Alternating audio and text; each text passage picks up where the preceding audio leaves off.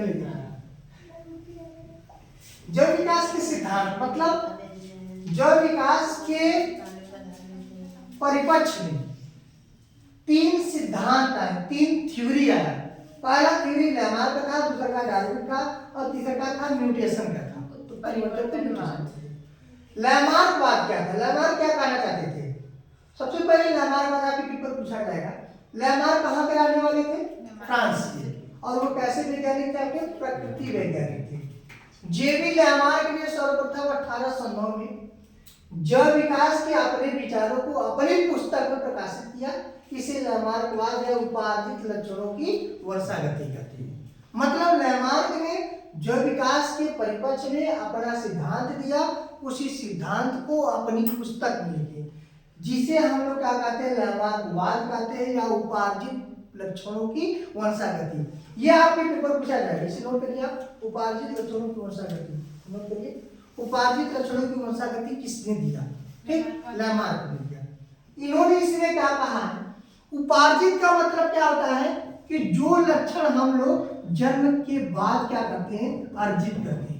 वे लक्षण जिन्हें जन्म के बाद अर्जित किया जाता है उन्हें उपार्जित लक्षण कहते हैं। बात समझ में आ रहा है? वे लक्षण जिन्हें जन्म के बाद अर्जित करते हैं उन्हें क्या कहते हैं? उपार्जित लक्षण कहते हैं। और उनकी वंशागति मतलब जैसे हम कहते हैं एक बच्चा पैदा होने के बाद डॉक्टर बन गया और उसकी लक्षण जो डॉक्टर बनने का लक्षण है वो पीढ़ी दर पीढ़ी नहीं चलेगा, लेकिन उन्होंने कहा नहीं, कुछ ऐसे लक्षण होते हैं जो पीढ़ी दर पीढ़ी चलते हैं।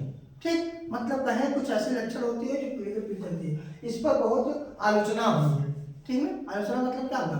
आलोचना विरोध, उनकी विरोध की बात को बोलता है।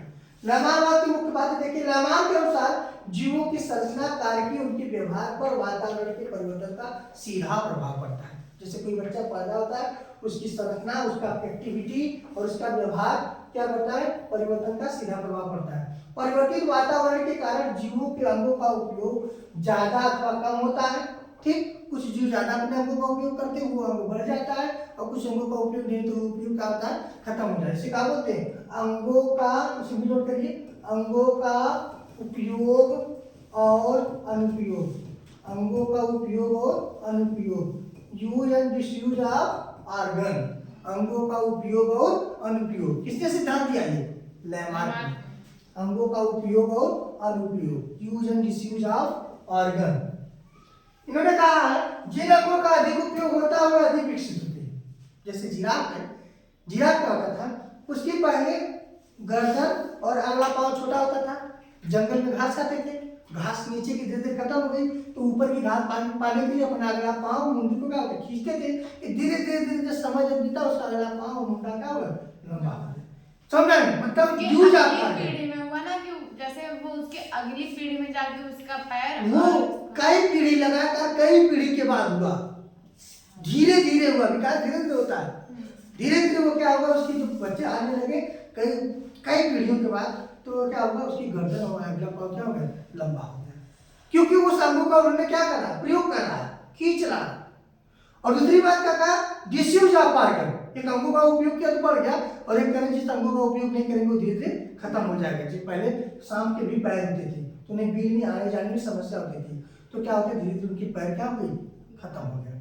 तो पैर का उपयोग नहीं कर रहे थे, वो घिस रहा था, घिस के खत्म हो गया। आने वाले समय पता है बार बार हम लोग जो दाढ़ी बनवाते हैं ना, दाढ़ियां खत्म हो जाएगी इनके अनुसार, क्योंकि इस अंग का कोई उपयोग तो है नहीं, और जिस अंग का उपयोग नहीं होगा खत्म हो जाएगा, और जिस अंग का उपयोग वो धीरे धीरे क्या होगा? बढ़ जाएगा। उन्होंने कहा है कि जिन अंगों का उपयोग अधिक करेंगे वो अधिक विकसित होगा, तथा जिनका उपयोग नहीं करेंगे वो धीरे धीरे क्या हो जाएगा?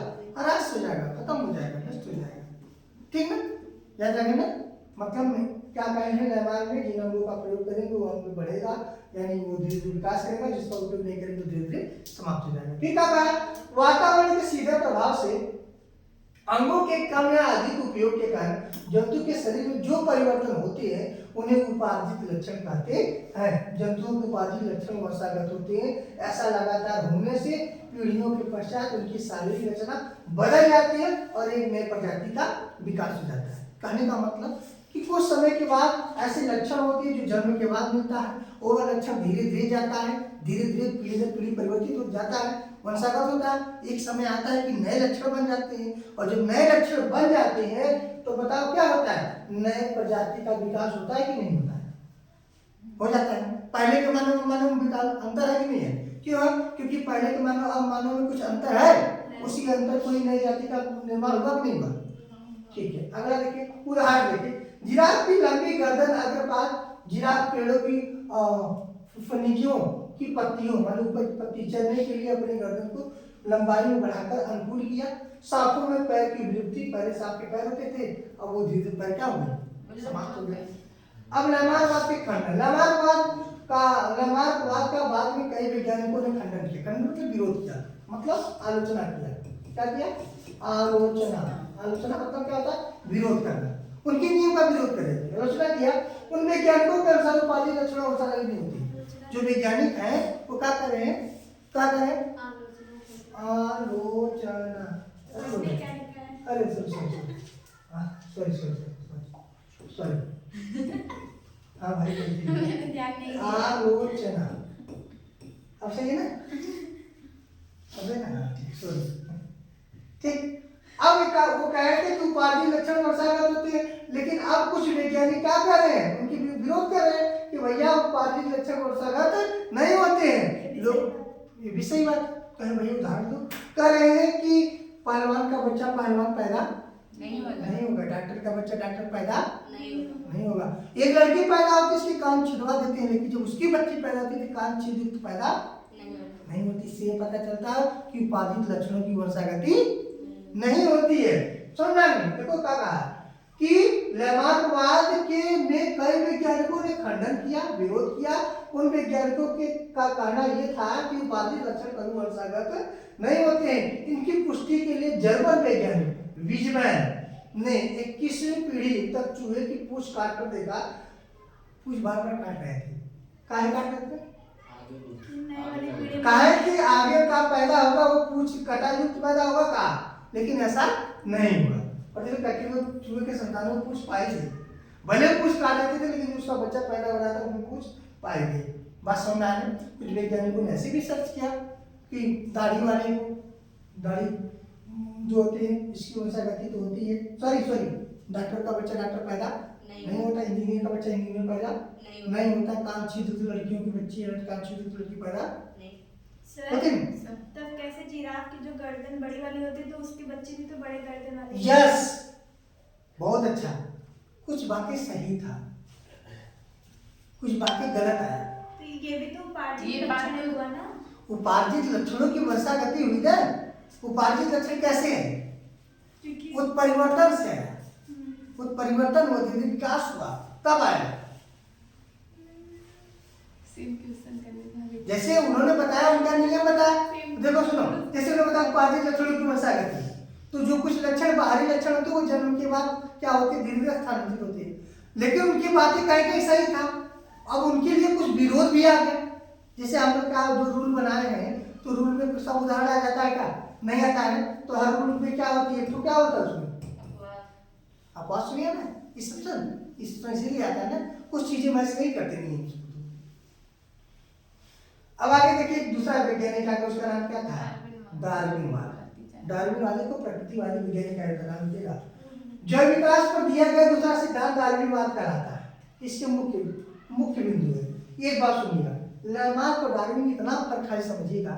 लैमार्क अपनी बातें खुद कहना चाहता था, अपनी बातें खुद कहना चाहता था, लेकिन डार्विन अपनी बातें प्रकृति के अनुसार कहते थे कि अगर प्रकृति जो चाहेगा वही होगा, हम कुछ जानते नहीं। उन्होंने कहा है अगर इस पृथ्वी पर जीव है तो क्या हो रहा है, अति जनन हो रहा है, ज्यादा जीव बच्चे पैदा हो रहे हैं। अपने अस्तित्व को बढ़ाने के लिए प्रत्येक जाति संतान उत्पत्ति करने की क्षमता होती है, जिससे उनकी पीढ़ी दर पीढ़ी अस्तित्व बना रहता है। समझा? बता, प्रकृति में ऐसा चीज हो रहा है ना। पल्स आयस्टर की एक मादा में 10 लाख अंडे देती है। लोग पल्स आयस्टर जो कि एक समुद्री जीव होता है जो एक बार में 10 लाख अंडे देती है। लो भैया, एक बार में 10 लाख, उनमें जन्म करने की क्षमता पाई जाती नहीं पाई जाती? ऐसा काम होता है प्रकृति में। ये सबसे इंपॉर्टेंट है। अंतरजातीय संघर्ष लिख लो, अंतरजातीय संघर्ष।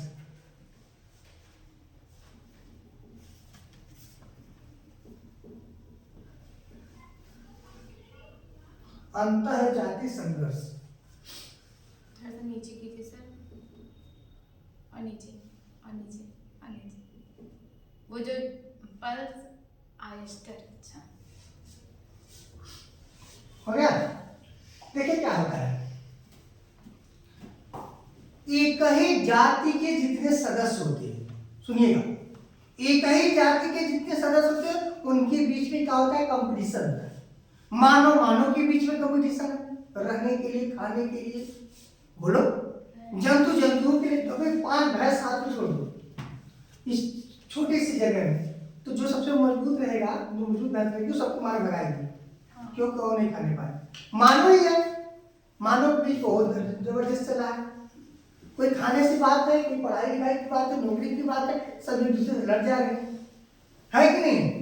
मकान के लिए लड़ जा रहे हैं। कहने का मतलब जीवों के बीच में स्पर्धा हो रही है। जब एक ही जातियों के बीच में हो रही है उसे अंतर बोलते हैं। जब किसी समुदाय में रहने वाले सभी जंतुओं के बीच में हो रहा है, जैसे जंगल में शेर बेचारा लोमड़ी को नहीं देखना चाह रहा है, लोमड़ी बेचारे हिरन को नहीं देखने जा रहे, हिरन जो बेचारा भाग रहा है इधर उधर, बता सबके बीच में कंपटीशन हो रहा है कि नहीं हो रहा? कह रहे हैं कि अंतर जाति का मतलब होता है इसमें एक ही जाति के, एक ही जाति के जो सदस्यों के बीच में संघर्ष होता है, जैसे उनकी जरूरत पूरा करने के लिए, जैसे पोषण, खाने के लिए, जनन के लिए, आवास के लिए, तो ऐसे संघर्ष को बोलते हैं अंतर जाति संघर्ष। जब किसी स्थान पर सभी जैविक समुदाय अनेक जातियों के बीच पाए जाते हैं पोषण के लिए, खाना खाने के लिए शेर उसको दौड़ाता है, उसको दौड़ाता है, तो जब सभी जीवों के बीच में होता है इसको अंतर बोलते हैं। जब एक ही जाति में होता है उसे अंतर बोलते हैं। समझा? मानव मानव के बीच हुआ अंतर, मानव मानव के बीच हुआ अंतर, और मानव जानवर के बीच में हुआ तो अंतर। समझ आ गया? एक ही जाति के बीच संघर्ष होगा अंतर, और सभी जातियों के बीच होगा तो अंतर संघर्ष होगा। वातावरणीय संघर्ष ये भी इंपॉर्टेंट है, ये बहुत इंपॉर्टेंट है। वातावरण, वातावरण जिसको चयन करेगा वही जिंदा रहेगा। एक कुतिया एक बार 6 बच्चों को जन्म देती है, लेकिन 6 बच्चे उसकी जिंदा नहीं रहते, नहीं रहते, जो वातावरण, क्योंकि वो वातावरण अपने आप को ढाल नहीं पाता है। समझना नहीं? कोई रोड पे एक्सीडेंट होकर मर जाता है, कोई वो माँ खुद खा जाती है, कोई दूसरा कुत्ता खा जाता है, कोई रोड पे एक्सीडेंट होता है। बच्चों को यस, खा जाती है, ऐसा होता है जी खा जाते हैं, हाँ खा जाते हैं। समझ में? कहने का मतलब 5 में से वही जिंदा रहेगा जिसको वातावरण चयन करेगा। आप लोग क्या सुनिएगा, पहले बच्चे मानव में ही पहले किसी के 4 बच्चे, किसी के 5 बच्चे, किसी के 6 बच्चे। दादा तो देखिए, दादा में कभी 5 भाई रहे होंगे, पापा को कई 6 भाई होंगे, ऐसा होगा। उनमें से कोई 1-2 लोग जरूर मरे होंगे, ये भी जान लो। सुन लो ना, अगर 4-5 लोग हैं उसमें 1-2 लोग। अब कब तक की बात है, जब तक उनको उसकी नेचुरल मृत्यु नहीं होती है, प्राकृतिक मौत नहीं होती है, तब तक वो किसी एक्सीडेंट से मरे होंगे, कहीं वो भूखमरी मरे होंगे, कहीं वो बीमारी से मरे होंगे, किसी भी कारण से मरे होंगे, क्योंकि वातावरण का चयन नहीं किया है। यह संघर्ष सबसे महत्वपूर्ण होता है जो जीवों को प्रभावित करता है, प्रत्यक्ष या अप्रत्यक्ष रूप से। वातावरणीय, प्रत्यक्ष मतलब चाहे डायरेक्ट मार देता है, अप्रत्यक्ष मतलब चाहे कोनो बहाना करके मारता है। समझना? मार देता है। जैसे ताप, तेज गर्मी से लोग मर गए, वर्षा बाढ़ आ गया मर गया, प्रकृति चाहता है भाई, प्रकृति चाहता है। ऐसा आपदा क्यों आते हैं? प्रकृति जान से करता है, जनसंख्या अपने बैलेंस करने के लिए करता है। समझ में? प्रकाश आदि इसे अनुकूल रहता है और जीवित रहता है, और जो अनुकूल नहीं होते तो नष्ट हो जाते हैं। जब ये उनके अनुसार नहीं होता तो जीव मर जाते हैं। प्राकृतिक मिलता है ये सब। ठीक है, ये देखो आप अपने प्रमाण विभिन्नता और परिवर्तन में क्या अंतर है। जीव के लक्षण प्रारूप में जो छोटे परिवर्तन होते हैं या आनुवंशिक होते हैं उसी को विभिन्नता कहते हैं। मतलब 2 भाई हैं, दोनों एक दूसरे से अलग है, इसे क्या बोलते हैं? विभिन्नता बोलते हैं। जीवों का आनुवंशिक पदार्थ और लक्षण प्रारूप में जो बड़े परिवर्तन होते हैं उन्हें परिवर्तन कहते हैं। जिससे 2 भाई है, थोड़ा थोड़ा अंतर है तो दोनों विभिन्नता है। और एक भाई जो होता है वो हम लोगों के जैसे शरीर में है, और एक भाई है उसका जो उसकी पूरी बॉडी श्वेत है, सफेद है, जो सफेद रंग का बाल है, जैसे चीन वाले होते हैं ऐसे। तो बताओ जो एक दूसरे से परिवर्तन के कारण वो हो गया, तो ये जो बड़ा बदलाव होता है, ज्यादा बदलाव होता है, तो उसकी पीढ़ी में ऐसा होगा तभी ना वो हाँ, चीज होगा। अभी उसके मम्मी और पापा में डिफरेंट होगा तभी ना नहीं, बच्चे पैदा ना, होगा। ना, ना, ना। फिर कैसे वो ये सुनो, पहले आनुवंशिक पदार्थ और लक्षण प्रारूप में जो बड़े परिवर्तन होते हैं, कभी कभी जीन बदल जाता है, वो परिवर्तन हो जाता है, ये का एक होता है परिवर्तन, वो परिवर्तन हो ऐसे जाता है। देखिए कभी भोरी भैंस देखे? भोरी भैंस देखा, भोरी भैंस वो भी इसका विकार हो सकता है, ये सब परिवर्तन होता है। सर सुनिए, देखिए मैं कहना क्या चाह रही हूँ। पहले उसके माँ बाप नहीं किसी भी परिवर्तन हुआ होगा, फिर वो बच्चा पैदा होगा, फिर उसकी जो बच्ची होंगी इससे भी पीढ़ी दर पीढ़ी चलेगी। जैसे मान लीजिए उसके मम्मी गोरी है और पिता काला है, हाँ। तो बच्चा जो पैदा 50% गोरा 50% काला। हाँ, तो वो सांवला पैदा ऐसा नहीं है। है सर, कभी कभी काला भी हो सकता है, कभी- अब कभी कभी गोरा भी, कभी अरे कभी दोनों का मिक्सर भी तो हो सकता है। 50% में तो आधा नजरिया थोड़ा रहेगा, एक लड़का रहेगा एक लड़की रहेगा, गोरा काला होगा। हाँ ये बात है। दो चार तो है, चार थे हैं, मम्मी, ये दो लड़का दो काला, तीन तो है, तो दो गोरा एक काला है, दो काला एक गोरा। तो आप तो सर जी, तो काला बच्चा पैदा होगा। हे सर जी, आपका कहना है, आप बोल रहे हैं कि उसकी मम्मी भी जैसे नेचुरल है, उसके पिता भी नेचुरल है, लेकिन जो बच्चा पैदा होगा उसका बाल भूरा रहेगा। Disorder in chromosome, disorder in gene. पढ़े नहीं का ये सब आप? उत्परिवर्तन दो प्रकार का होता है, सॉरी 3 प्रकार का होता है। जीन उत्परिवर्तन, गुणसूत्री उत्परिवर्तन, वातावरणीय उत्परिवर्तन। उत्परिवर्तन एकाएक होता है। महारानी विक्टोरिया जो थी उनमें उनके पहले हीमोफीलिया नहीं था, लेकिन महारानी में पहले देखा गया, वो उत्परिवर्तन के बाद आया। उत्परिवर्तन होता है ना। अगला क्या है? अगला भैया तो क्या, विभिन्नता एक निश्चित दिशा में होता है, लेकिन उत्परिवर्तन दिशा ही नहीं होता। उत्परिवर्तन कुछ भी हो सकता है, अभी हमने बताया ना, उत्परिवर्तन चाहे जो भी हो सकता है, लेकिन परिवर्तन से दो भाई सगे हैं, मान लीजिए 2 भाई हैं, तो बहुत होगा, वो थोड़ा सा गोरा होगा, थोड़ा काला होगा, लंबा होगा, घोड़ा होगा, मोटा होगा, तो ये थोड़ा सा डिफरेंट होगा। ठीक, ये क्या करा, निश्चित है थोड़ा सा होगा, लेकिन परिवर्तन कुछ भी हो सकता है, बदलाव कुछ भी हो सकता है। इसमें विकास क्रमबद्ध होता है, इसमें विकास अचानक हुआ बड़ा होता है, इसमें कोई विकास थोड़ा एकाएक बदलाव हो गया, वो परिवर्तन होता है। लेकिन इसमें विकास क्रमबद्ध होता है, विकास धीरे धीरे होता है, लेकिन ये विकास तेजी से होता है। ये बच्चों में जैसे भाई वो हैं, उनके बच्चे में जैसे परिवर्तन होगा, धीरे धीरे होगा, एक गोरा होगा, फिर गोरा होगा, लेकिन जो परिवर्तन होगा एकाएक होगा, समझा नहीं? ऐसा परिवर्तन होगा बहुत तेजी से होगा, लेकिन जो ये वाला परिवर्तन होगा वो धीरे धीरे होगा। ये आपके पेपर में इंपॉर्टेंट लिख लो, हार्डी-वीनबर्ग सिद्धांत, ये पेपर में आया था, हार्डी-वीनबर्ग का सिद्धांत।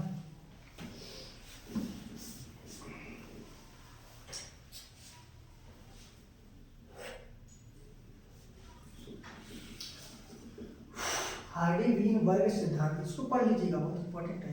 हम तो कह रहे हैं इतना पढ़ लीजिए, कम से कम आपको 2 नंबर एक नंबर मिल जाए। मेरा पढ़ेंगे 2 नंबर 1 नंबर के लिए 3 नंबर पूछेगा, 2 नंबर मिल जाएगा, काटे।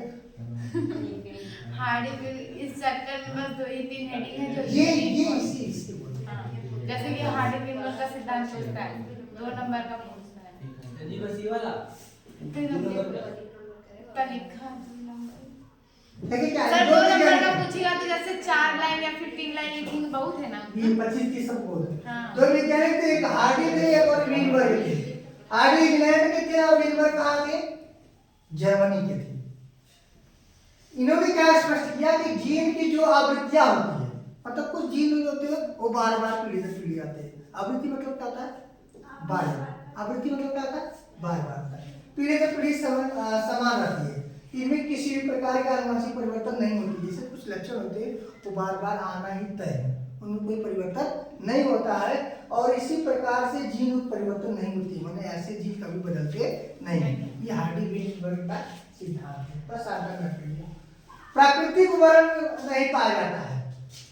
हार्डी-वीनबर्ग ने एक गणितीय समीकरण की सहायता से समझाया, जिसे हार्डी-वीनबर्ग सिद्धांत कहा जाता है। ये आपको प्रूव कर लीजिए question, p² + pq + q² = 1, a + b को स्क्वायर जानते हैं ना? हाँ, उसी बीच में बना है, a² + b² + 2ab। विज्ञान में 2 नहीं है क्या 2 नहीं यहाँ a b है ना? तू भी लगी रे 2 जो एक मान्य है, एक मानक है, तो उस मल्टीप्लाई किया जाएगा ना। निकले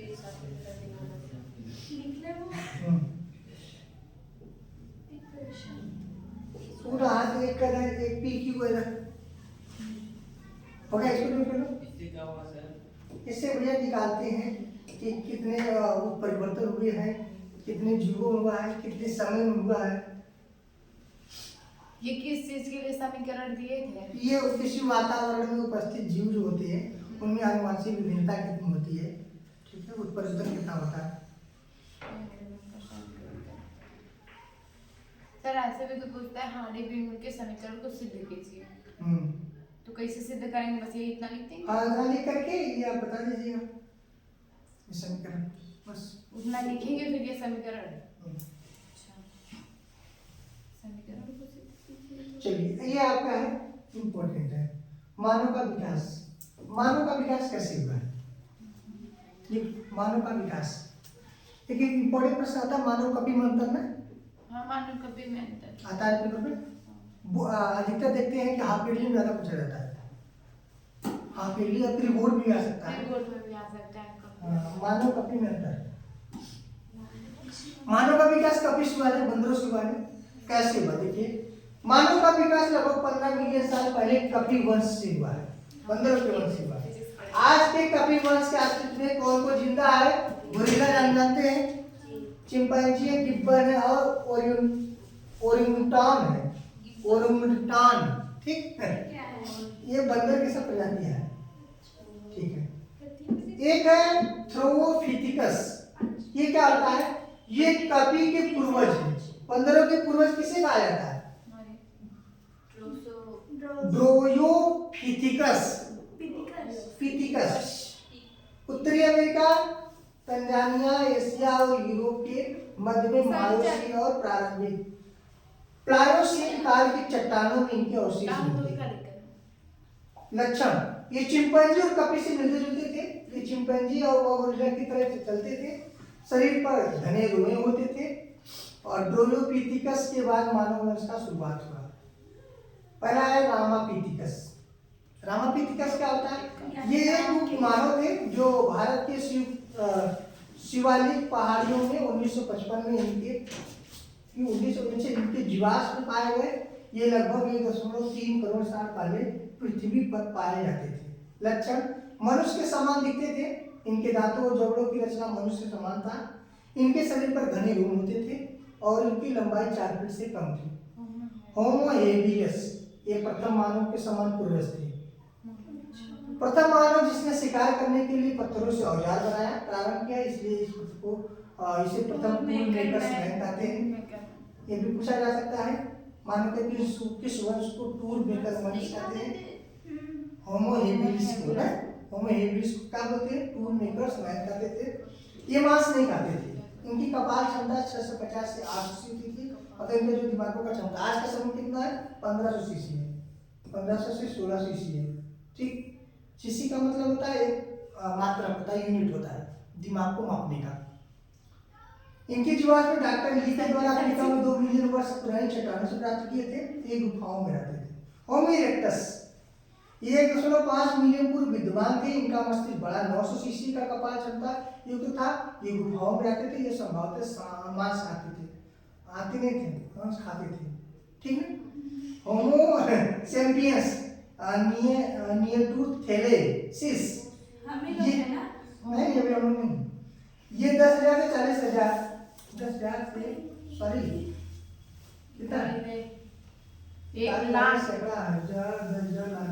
लाख, 1 लाख से 4 लाख, 1 लाख से 4 लाख पूर्वी वर्ग मध्य एशियाई देशों में रहते थे तथा इनके जीवाश्म जर्मनी के